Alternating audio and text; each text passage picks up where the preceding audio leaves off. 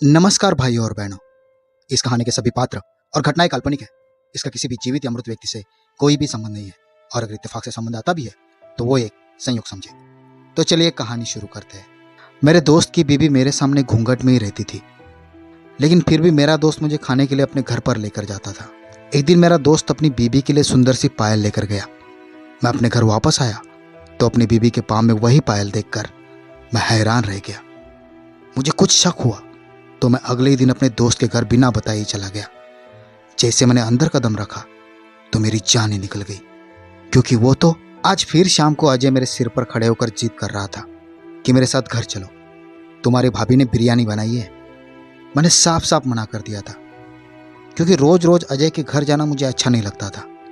उसकी बीवी मेरे सामने घूंघट में ही रहती थी और मैंने महसूस किया था कि मेरी मौजूदगी में वो असहज महसूस करती है। लेकिन पता नहीं ये सब अजय की नज़रों से कैसे छुपा हुआ था। वो हफ्ते में 2-3 बार जबरदस्ती मुझे अपने साथ घर लेकर जाता था। अजय और मैं एक ही ऑफिस में काम करते थे। हमारे बीच दोस्ती भी खूब थी।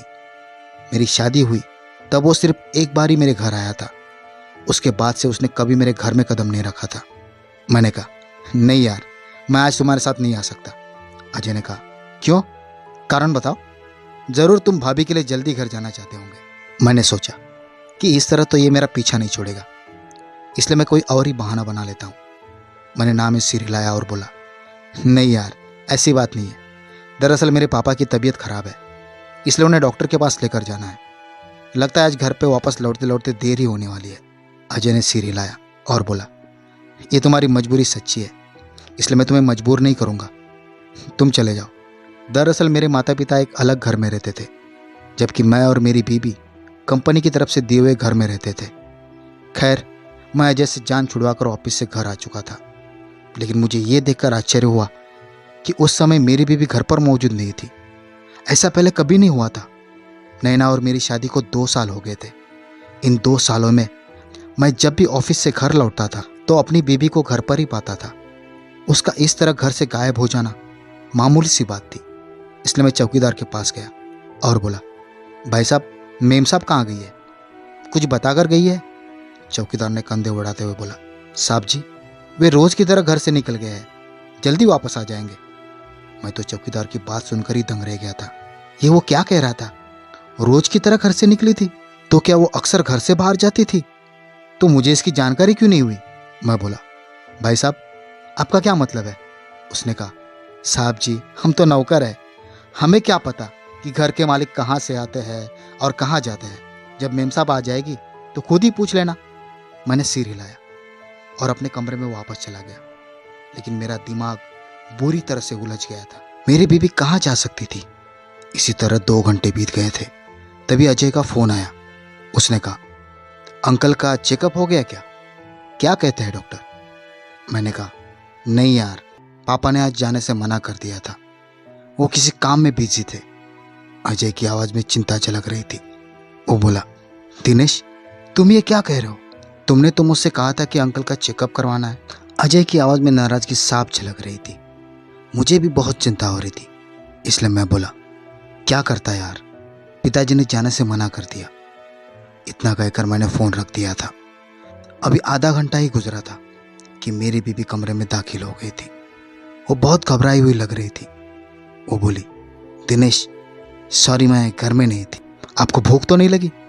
मैंने नाम में सिर हिला दिया और बहुत ध्यान से नैना का चेहरा देखने लगा। वो कुछ शर्मिंदा सी लग रही थी। मैंने कहा, नैना, कहाँ गई थी तुम?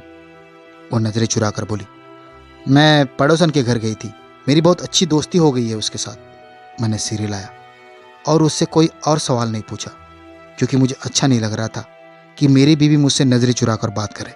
खैर, उसने खाना बनाया, फिर हम खाना खाने बैठ गए थे तो नैना कहने लगी, दिनेश, आप तो पिताजी को डॉक्टर के पास लेकर जाने वाले थे ना, क्या हुआ फिर? नैना की बातें सुनकर मैं हैरान रह गया था, क्योंकि मेरा पिताजी को अस्पताल लेकर जाने का कोई इरादा नहीं था और ना ही उनके चेकअप की भी कोई तारीख थी। ये बात तो मैंने ऑफिस में बैठे बैठे ही बना ली थी, ताकि मुझे अजय के साथ उसके घर न जाना पड़े और उसके बीवी को भी किसी तरह की कोई परेशानी ना हो। मैंने नैना की तरफ देखा और बोला, मैंने तुमसे कब कहा था कि मैं पिताजी को अस्पताल लेकर जा रहा हूँ? वो कुछ समय के लिए सोच में पड़ गई थी और फिर बोली, मैंने आपके ऑफिस में फ़ोन किया था, तब मुझे पता चला कि आप पिताजी को अस्पताल लेकर गए हैं, इसलिए मैं अपने पड़ोसन के घर गई थी। मैंने अपना सिर हिला दिया। आज नैना बहुत अजीब सी लग रही थी। उसके कथनी और करनी में बहुत फर्क था। मैं इन सब से बहुत परेशान हो गया था।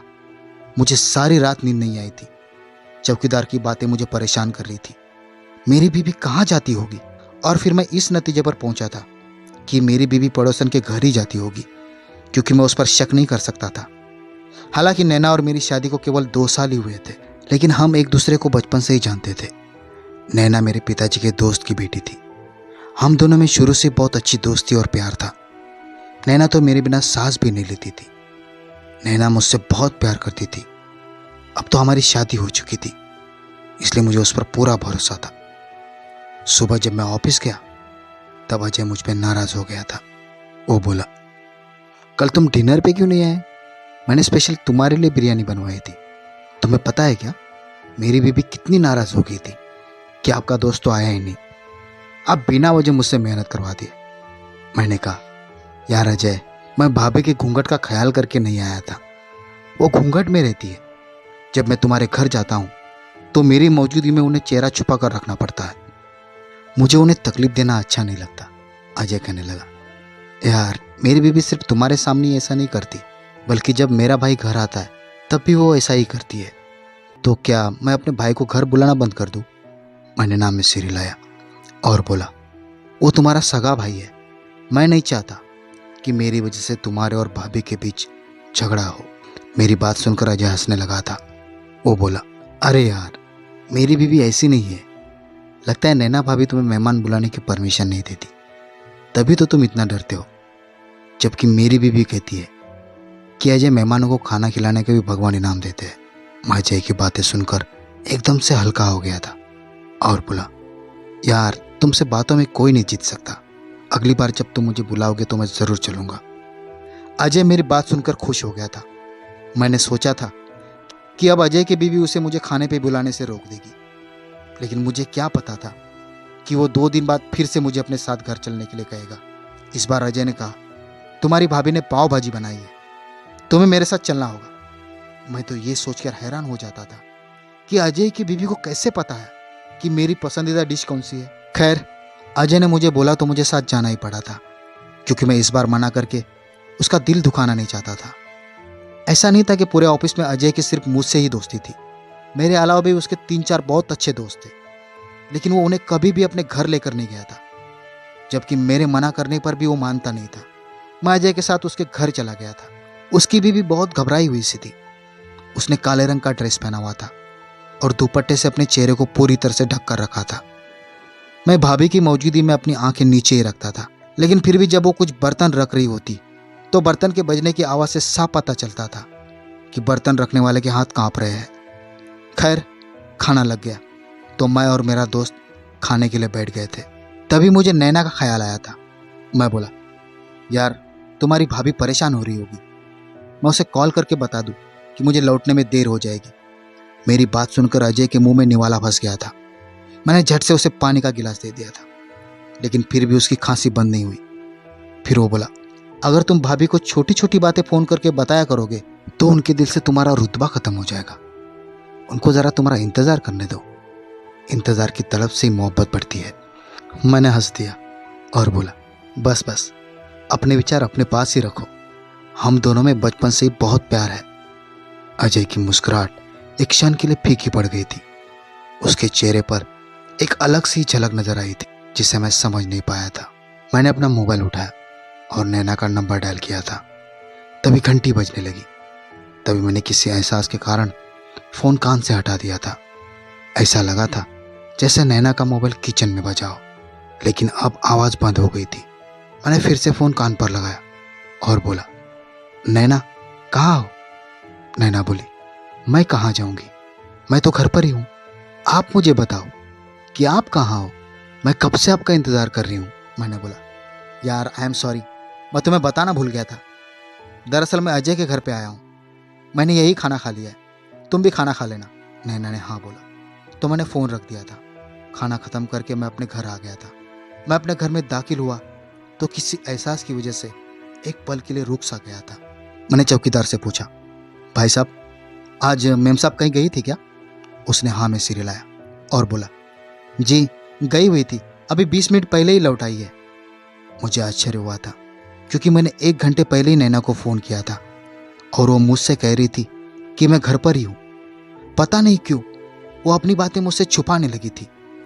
जब मैं अपने कमरे में आया तो नैना अपना मुंह फुलाकर बैठी हुई थी। मैं उसके सामने जाकर बैठ गया और बोला, क्या बात है नैना, तुम बहुत नाराज लग रही हो। तो वो बोली, तो क्या, मैं अब नाराज भी नहीं हो सकती। आप हर दिन अपने दोस्त के घर चले जाते हैं। मुझे तो अब ऐसा लग रहा है कि आप मुझे टाल रहे हैं। आप दोस्त का नाम लेकर कहीं और चले जाते हैं। मैंने उसके चेहरे को ध्यान से देखा और बोला, नैना, ऐसा होता है ना कि इंसान को हर कोई अपने जैसा ही लगता है। धोखा वो खुद दे रहा होता है और इल्जाम किसी और पर लगा देता है। ये सुनकर नैना का चेहरा पीला पड़ गया था। वो घबरा कर बोली, क्या मतलब है आपका? आप ये कैसी बातें कर रहे हैं? मैंने हंसकर बोला, यार मैं तो मजाक कर रहा था, तुम तो सच में डर गई। मेरी बात सुनकर उसकी बात गले में ही अटक गई थी। वो बड़ी मुश्किल से बोली, नहीं नहीं नहीं, मैं क्यों डरूं? मुझे तो आप पर हैरानी हो रही है कि एक तो आप बिना बताए घर से चले जाते हैं, फिर मेरे सवालों का जवाब देने के बजाय घुमा फिरा कर बातें करते हैं। मैंने नैना का हाथ पकड़कर बोला, नैना, जब कोई बिना बताए घर से कहीं चला जाएगा तो क्या होता है? नैना कहने लगी, ये गलत बात होती है। पति पत्नी एक दूसरे का लिबास होते हैं, वो एक दूसरे के राजदार होते हैं। उनमें ऐसा चाहिए कि वो एक दूसरे से हर बात शेयर किया करे। घर से बिना बताए जाना बुरी बात है ना? मैं बोला, जब पति बिना बताए घर से चला जाता है तब बुरी बात होती है, या ये कानून दोनों पर लागू होता है? मेरी बीवी नाराज हो गई थी। उसने अपना हाथ छुड़ाया और बाहर चली गई थी। वो कहने लगी, ना जाने अजय के घर से क्या खा कर आते हैं कि आपकी बातें कभी खत्म ही नहीं होती। वो बाहर चली गई तो मैं सोच में पड़ गया था कि मेरी बीवी मुझसे झूठ बोलकर बाहर क्यों चली जाती है। वो मुझे बहुत सीधे तरीके से बता भी सकती है ना कि दिनेश, जब आपका फोन आया था तब मैं घर पर नहीं थी, मैं अपने सहेली के घर गई थी। या फिर वो जाने से पहले मुझे एक मैसेज तो भेज सकती है ना। फिर वो मेरे सामने ऐसा बर्ताव करती है कि वो कभी घर से बाहर जाती ही नहीं है। आज मैं नैना के साथ इस तरह की बातें घुमा फिरा कर इसलिए कर रहा था कि शायद वो घबरा कर मुझे पूरी सच्चाई बता दे, लेकिन वो तो उल्टा मुझ पर ही दोस्त मढ़कर चली गई।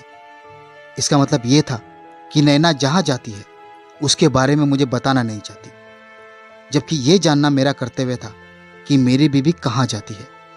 कहीं वो किसी मुसीबत में तो नहीं फंस गई। मेरी बीवी की सुरक्षा मेरे लिए सबसे ऊपर थी। मैंने सोचा कि मैं खुद पता लगा लूंगा, इसलिए मैंने चौकीदार से मदद लेने का फैसला किया था। सुबह ऑफिस जाने से पहले मैंने चौकीदार को इशारा करके घर के बाहर बुलाया था। मैं बोला, भाई साहब, मेम साहब कितने बजे घर से बाहर निकलती है? वो सोच में पड़ गया और बोला, वो घर से तभी निकलती है जब आपके ऑफिस की छुट्टी का समय होता है। और भगवान की करनी ये होती है कि उस दिन आप भी घर देर से लौटते हैं, लेकिन आपके आने से पहले पहले मेम साहब घर पे पहुंच जाती है। मैंने चौकीदार को धन्यवाद दिया और अपनी कार में आकर बैठ गया। चौकीदार ने मुझे जानकारी दी थी। उससे ये मालूम होता था कि किसी न किसी तरह से नैना को पहले ही पता चल जाता होगा कि मैं अजय के घर जाने वाला हूँ। अब सोचने की बात ये थी कि अगर मैं अपनी बीबी को अपनी दिनचर्या के बारे में नहीं बताता तो उसे मेरी इस दिनचर्या के बारे में कौन बताता होगा। मुझे नैना पर अंधा विश्वास था, इसलिए मैं मान ही नहीं सकता था कि वो मुझे किसी तरह का धोखा दे रही है। लेकिन फिर भी ये सारी बातें मुझे परेशान करने वाली थी। अब मुझे किसी न किसी नतीजे पर पहुंचना ही था। मैं इन दिनों बड़ा परेशान सा रहने लगा था। अजय को भी मेरी परेशानी का एहसास हुआ था। वो बोला, क्या बात है दिनेश, तुम आजकल बड़े परेशान से लग रहे हो। अब मैं भला उसे क्या बताता कि मेरी बीवी मुझे बिना बताए घर से चली जाती है और मुझे उसकी चिंता सताती रहती है। मैंने बात बना दी और बोला, बस पिताजी की वजह से दुखी हूँ, उनका ब्लड प्रेशर नॉर्मली नहीं होता। और ये बात सच भी थी। अजय कहने लगा, अंकल परहेज तो करते हैं ना? मैं बोला, मैंने अपने छोटे भाई को फ़ोन करके पूछा था। उसने बताया कि वो हर समय साये की तरह पिताजी के साथ रहता है। पिताजी की दवाई भी बदल दी गई है, लेकिन वे ठीक नहीं हो रहे। अजय बोला, ये तो बेहद चिंता का विषय है। मैं भगवान से प्रार्थना करता हूँ तुम्हारे पिताजी जल्दी ही ठीक हो जाए। तुम मेरे साथ चलो, हम जरा मार्केट में चलते हैं। आज मेरे बीबी का जन्मदिन है और मैं उसके लिए गिफ्ट खरीदना चाहता हूँ। थोड़ा मार्केट घूमेंगे तो तुम्हारा मूड भी थोड़ा फ्रेश हो जाएगा। मैंने ना में सिर हिलाया और बोला, नहीं यार, मैं नहीं आ सकता। मगर वो अजय ही क्या जो मेरी बात मान लेता।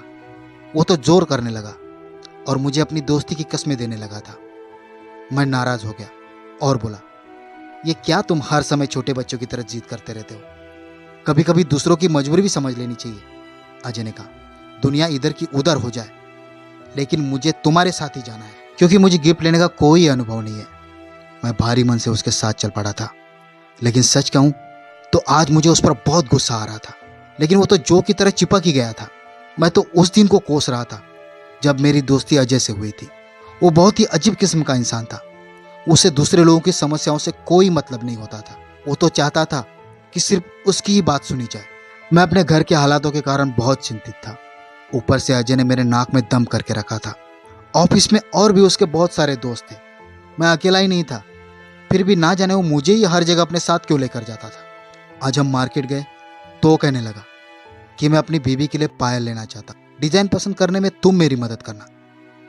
मैं भी जल्दी घर जाना चाहता था, इसलिए उसकी मदद करने लगा। तभी मेरी नज़र एक बेहद खूबसूरत पायल पर पड़ी। वो इतनी नक्शीदार थी कि देखकर ही दिल खुश हो गया था। मैंने कहा, ये ले लो, भाभी को भी पसंद आ जाएगी। अजय ने मेरी पसंद की पायल खरीदी थी और फिर हम घर आ गए थे। आज नैना घर पर ही थी। वो मुझे देखकर बहुत खुश हुई थी, जबकि आजकल मैं इतना परेशान रहने लगा था कि खुश होना ही भूल गया था। नैना मेरे पास आकर बैठ गई और बातें करने लगी। वो कुछ देर तक इधर उधर की बातें करती रही, जबकि मैं वो हाँ में ही जवाब देता रहा। फिर वो बोली, दिनेश, अजय के साथ आपकी दोस्ती कैसी हुई? मैं उसके सवाल से चौंक गया था। अब मुझे एहसास हुआ था कि जब से नैना और मेरी शादी हुई थी, वो किसी न किसी तरह हर बातचीत में अजय को ले ही आती थी और मुझसे उसके बारे में सवाल पूछती रहती थी। मुझे नहीं पता था कि वो अजय में इस तरह क्यों दिलचस्पी लेती थी। मैंने कहा, अजय से मेरी दोस्ती 1.5 साल पहले ही हुई थी। हमारी शादी के बाद मेरी उससे दोस्ती हो गई थी। मुझसे पहले ऑफिस में कई लड़के उसके दोस्त थे, लेकिन मुझसे दोस्ती करने के बाद उसने हर किसी को पीछे कर दिया है। अब तो हर समय वो मुझसे ही बातें करता है, मुझे ही हर जगह अपने साथ लेकर जाता है, अपने घर भी लेकर जाता है। मैं तो मना कर देता हूँ। वो इसलिए क्योंकि उसकी बीवी हरदम घूंघट में ही रहती है और मुझे रोज रोज उसके घर जाना अच्छा नहीं लगता। लेकिन ये अजय तो मेरी बात समझता ही नहीं। वो हर बात में मेरे से जिद करता है। अब मैं उससे थक चुका हूँ। नैना झट से बोली, किसी की ईमानदारी और प्यार से तंग नहीं होना चाहिए। खुशनसीब इंसान वो होता है जिससे सच्चे दोस्त मिलते हैं। मैंने सिर हिला दिया था। आज मैंने नैना को अजय के बारे में विस्तार से बता दिया था। तभी नैना ने मेरा हाथ पकड़ लिया और बोली, दिनेश, अगर आपको कभी पता चले कि अजय ने आपको धोखा दिया है तो आप क्या करेंगे? नैना के इस सवाल पर मेरे कान खड़े हो गए थे। मैंने कहा, किस तरह का धोखा? बिजनेस में या फिर निजी जिंदगी में? नैना बोली, निजी जिंदगी में। मेरा मतलब है आपका दोस्त आपके हक पे डाका डाल दे तो? आप किसी चीज को बहुत दिल से चाहते हो और अगर अजय वो आपसे छीन ले तो आप क्या करेंगे? नैना के इस सवाल ने मुझे बहुत बेचैन कर दिया था। अजय और नैना की कई सारी पहेलियां एक दूसरे से मेल खा रही थी और अब उसका ये सवाल। मैंने कहा, नैना, जो चीज़ मेरी होगी वो चीज़ मुझे छोड़कर कभी अजय के पास नहीं जाएगी। नैना बोली, फिर भी यदि ऐसा कभी हुआ तो आप अजय के साथ कैसा सलूक करेंगे? क्या आप उसके साथ दोस्ती खत्म कर देंगे? मैंने बेचैन होकर बाजू बदल दी थी और बोला, तुम क्या बेकार का सवाल लेकर बैठ गई हो? उठो, मेरे लिए चाय बना कर लेकर आओ। नैना बहुत परेशान हो गई थी, लेकिन वो बिना कुछ कहे किचन में चली गई और मैं अंदर ही अंदर जलता रह गया। अब मैं चाहता था कि मेरे सामने सब कुछ पूरी तरह से खुलकर आ जाए, लेकिन मेरे हाथ कोई सुराग नहीं लग रहा था। मैंने सोच लिया था कि इस रात से पर्दा उठाने के लिए मैं हर हद से आगे निकल जाऊंगा। अगर इसके लिए मुझे नैना पर सख्ती का रुख अपनाना पड़ेगा तो भी मैं पीछे नहीं हटूंगा। लेकिन मुझे क्या पता था कि कुदरत मेरे लिए कुछ और ही सोच कर बैठी है। वो मुझे खुला इशारा देना चाहती है। हुआ ये कि जब मैं अगले दिन ऑफिस से वापस लौटा तो ये देखकर जान ही निकल गई कि नैना ने वही पायल पहनी हुई थी जो अजय ने कल मेरे साथ जाकर अपनी बीवी के लिए लेकर आया था। मैं इस पायल को देखकर दंग रह गया। अब मुझे समझ में आ गया था, अजय और नैना का आपस में कोई ना कोई संबंध तो जरूर है। मैंने कहा, नैना, तुमने इतनी खूबसूरत पायल कहाँ से ली? ये तो तुम्हारे पाँव में बहुत अच्छी लग रही है। मैंने जानबूझकर उसे जल्दी वाले अंदाज में कहा था ताकि नैना को कुछ समझ में ना आए। वो मुस्कुरा कर बोली, दिनेश, जब आप ऑफिस चले जाते हैं ना, तब मैं अक्सर अपनी सहेली के घर चली जाती हूँ। उसी सहेली ने मुझे दी है। मैंने सिर हिला दिया था। अब मैंने पूरा प्लान सोच लिया था, इसलिए अगले दिन जब मैं ऑफिस चला गया तो अजय से बोला, आज मैं तुम्हारे घर डिनर पर चलूंगा, अपनी बीवी से कहो कि कुछ अच्छा सा खाना बना दे। अजय बहुत खुश हो गया और उसने तुरंत थोड़ा दूर जाकर अपनी बीवी को फोन किया था। छुट्टी होने को 1 घंटा बाकी था तब मैं अजय को बिना बताए चोरी छुपे ऑफिस से निकल गया था और उसे घर की ओर बढ़ने लगा था। उसे घर पहुंचते ही मैंने अचानक से दरवाजा खोल दिया और अंदर दाखिल हो गया। तभी सामने का मंजर देखकर तो मुझ पर कयामत ही टूट पड़ी थी, क्योंकि वहां तो मेरी बीबी नैना बैठी थी। नैना मुझे देखकर थोड़ी डर गई। मैं आगे बढ़ा और बोला, नैना, तुम और यहाँ? तुम कैसे जानते हो इन लोगों को? नैना रोने लगी और मेरे कदमों में गिर गई और बोली, दिनेश, मेरी बात सुनो, मैंने आपके साथ कोई धोखा नहीं किया है। दिनेश, आप तो जानते हैं कि आपके पिताजी के दोस्त के यहाँ 2 जुड़वा बेटियां पैदा हुई थी। दोनों का रंग रूप एक जैसा ही था। आपकी नैना से सगाई हो चुकी थी, वो भी आपको बहुत चाहती थी, मगर जब शादी की तारीख तय हो गई थी तो वो थोड़ी घबराई हुई थी। मुझे उस पर शक हुआ कि जरूर कुछ तो गड़बड़ है। मैंने उससे कई बार पूछा, लेकिन उसने मुझे अंदर की बात नहीं बताई। जब शादी का दिन आया तो नैना घर से भाग गई। उसने एक खत लिखा था जिसमें उसने ये बताया कि वो किसी और लड़के को पसंद करती थी और उसी लड़के के साथ भाग कर जा रही है। ये सब पढ़ने के बाद तो घर वालों पर कयामत बीत चुकी थी। पिताजी ने मेरे सामने हाथ जोड़े और कहा, रेखा, तुम हमारी इज्जत बचा लो, नैना की जगह तुम दुल्हन बन जाओ। और मुझे उनकी बात माननी पड़ी। मैं दुल्हन बन गई और आपके साथ विदा होकर आ गई। पीछे से घर वालों ने ये नाटक रचाया कि रेखा की हार्ट अटैक से मौत हो गई। मैं बेकसूर थी, लेकिन फिर भी घर वालों ने मुझे ही मार दिया। मैं तब से आज तक नैना बनकर आपके साथ रह रही हूँ। एक दिन अजय खाने पे घर आया हुआ था। मैं उसे नहीं जानती थी, लेकिन वो मेरी शक्ल नैना से मिलती जुलती होने से पहचान गया था। घर जाकर उसने नैना से इसका जिक्र किया तो नैना ने मुझे फोन किया और हमारा फिर से संपर्क हुआ। और अजय आपको इसलिए जबरदस्ती अपने घर लेकर जाता था ताकि मुझे और मेरी बहन को एक साथ वक्त बिताने का मौका मिल जाए। आप और अजय लाउंज में बैठ जाते थे, जबकि नैना और मैं उसके कमरे में बैठते थे। फिर मैं पिछले दरवाजे से निकलकर आपसे पहले ही घर पहुंच जाती थी। मैं आपके ऑफिस टाइम में इसलिए घर से नहीं निकलती थी कि कहीं आप अचानक से घर ना आ जाए। घर आते तो मुझसे पूछताछ करते कि कहाँ गई थी। तब मैं आपको क्या जवाब देती? खैर, जिस दिन आपको नैना के घर जाना होता था, वो फ़ोन करके आपसे पहले ही मुझे बुला लेती थी, इसलिए आपको कभी भी पता नहीं चल सका। इतनी देर में नैना भी किचन से निकलकर बाहर आ गई थी। उसने मेरे सामने हाथ जोड़ दिए और रोने लगी। वो बोली, मुझे माफ़ कर दो दिनेश, मैं अजय से मोहब्बत करने लगी थी। मोहब्बत किसी और के साथ और रहती आपके साथ तो ये बहुत बड़ा अन्याय होता आपके साथ, इसलिए मैं घर से भाग गई। आपको रेखा के रूप में मुझसे अच्छी बीवी मिल गई है। प्लीज़ मेरे किए की सज़ा उसे मत दीजिएगा। मैंने रेखा का हाथ पकड़कर उसे अपने घर लेकर आ गया था। मैंने अजय से बात करना बंद कर दिया है, जबकि रेखा हर दिन मुझे समझाने की कोशिश करती है और चाहती है कि मैं अजय और नैना के साथ सुलह कर लूं, लेकिन मैं अभी तक किसी नतीजे पर नहीं पहुंच पाया हूं। आप बताएं, मुझे क्या करना चाहिए? अजय और नैना को माफ कर देना चाहिए या उनसे अलग हो जाना चाहिए? तो भाई और बहनों, ये थी आज की कहानी। अगर आपको कहानी पसंद आई हो तो वीडियो को लाइक कीजिए, शेयर कीजिए और कमेंट भी कीजिए। और हाँ, सबसे ज़रूरी बात, अगर आपने अभी तक मेरे चैनल को सब्सक्राइब नहीं किया है तो प्लीज़ सब्सक्राइब करें। तो भाई और बहनों, मिलते हैं अगले वीडियो में एक और दिलचस्प कहानी के साथ। तब तक के लिए नमस्कार। धन्यवाद भाई और बहनों।